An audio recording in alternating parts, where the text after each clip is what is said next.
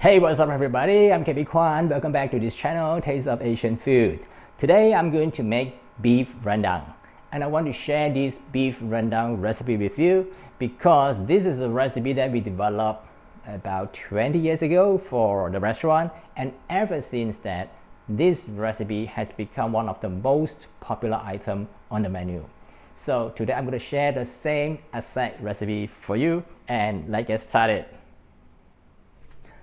These are the ingredients required to make the rendang. It looks like there's a lot of ingredients, and I agree, but the steps are basically quite simple. So let me show you one by one all these ingredients. What is it? First, we need some beef, and you can use any cuts of beef. You don't need to use the top-notch beef because we are going to cook it until tender for a few hours, or alternatively put it into a pressure cooker to speed up the process. Then we have the coconut cream. You can use the fresh coconut cream, or you can use the Tetra Pak as what I'm using it today. Make sure that the coconut cream is the coconut cream for cooking, not coconut milk for drinking. So besides these two ingredients, the rest of all these ingredients will then be put it into a blender and blend into a paste. So as I said, it looks there's a lot of ingredients, but all these we just dump into the blender and blend into the paste, and that's it.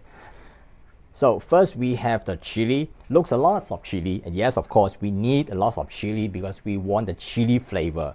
So if you do not want to make it to be too spicy, do not reduce the quantity of chili. Instead, remove the seeds and also the pith of the chili. That is going to make it still be able to maintain the flavor but reduce the spiciness.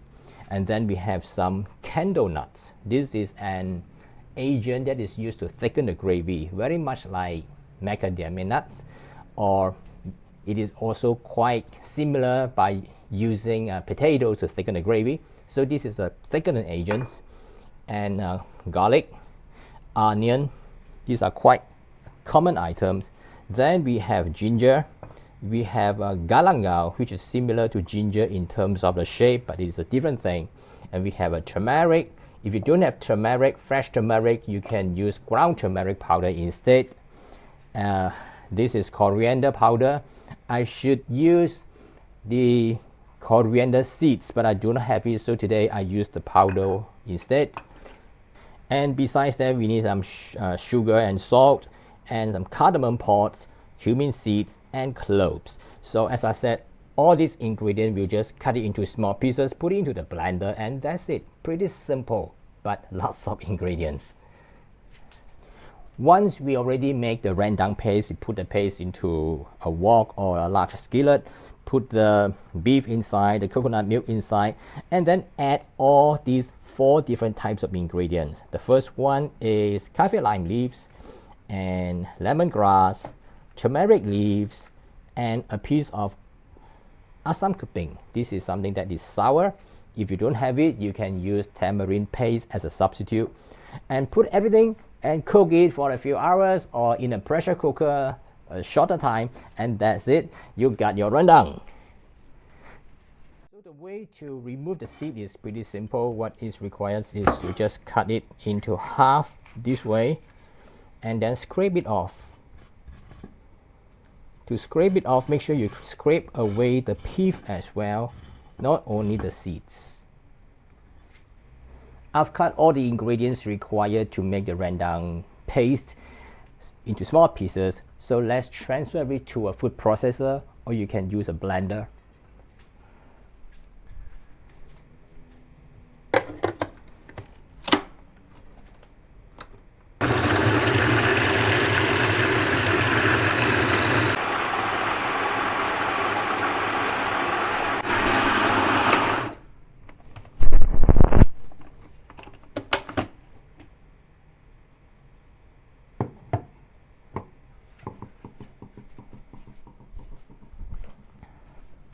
After blending all these spices, now we transfer it to the pan or a large skillet or a wok with some oil inside, and to saute all these blended ingredients until fragrant.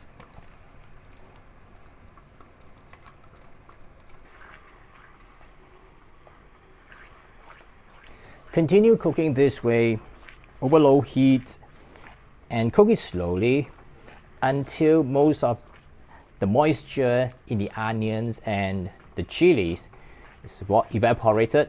So now it becomes quite dry eventually, and then the spice will start to become very aromatic because it will then cook in the oil instead of cooking or boiling in water. It will take a little while, so be a bit patient. I've cooked the paste for about 15 to 20 minutes.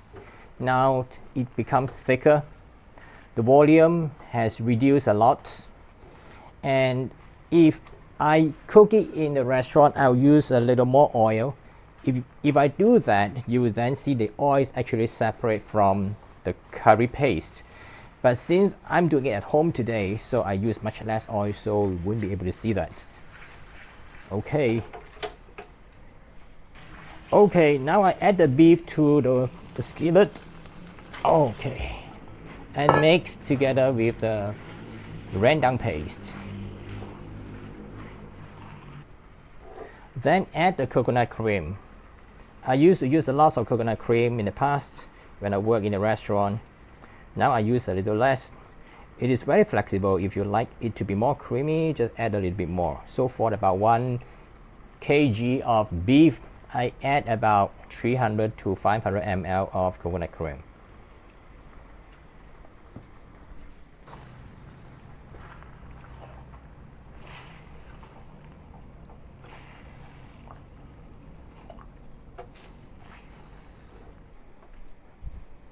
Now add the lemongrass.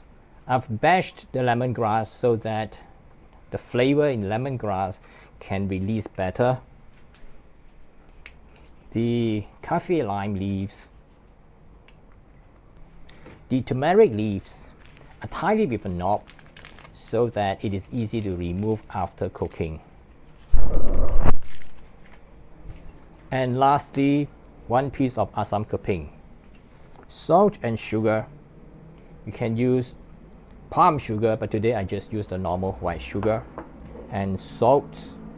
I won't put all the salt. I'm going to taste it later to decide how much exactly I need. Now mix everything together. Make sure that the lemongrass and all the leaves are mixed well with the gravy. It's a little bit thick, so I'm going to add some more water. Now it's already returned to a boil, so let's turn down the heat to minimum. And now it's time to simmer it for about 3 hours until the beef is tender. And you will also find that at the end, the liquid will dry up because this rendang is a dry rendang. So don't put too much water. Let's come back and make sure that from time to time check and do not let it burn. Cook for about 1.5 hours already, and that's how it looks like. You notice that there are changes. It's become much thicker and the color is much darker.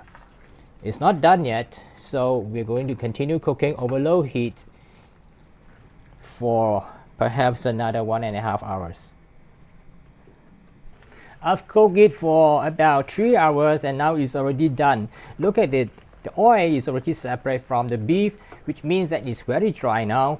In fact, it is now cooking with the oil, but not anymore cooking or boiling in the water anymore. And that is why it starts to caramelize and the color become much darker, become quite dry, and become so aromatic.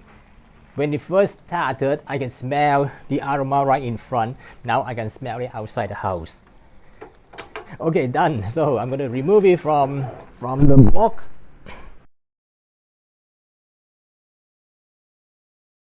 That's the beef rendang that I have made just now. You look at it.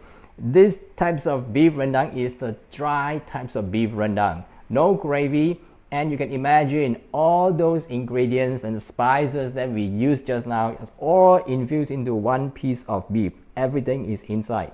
So you can imagine how delicious it is.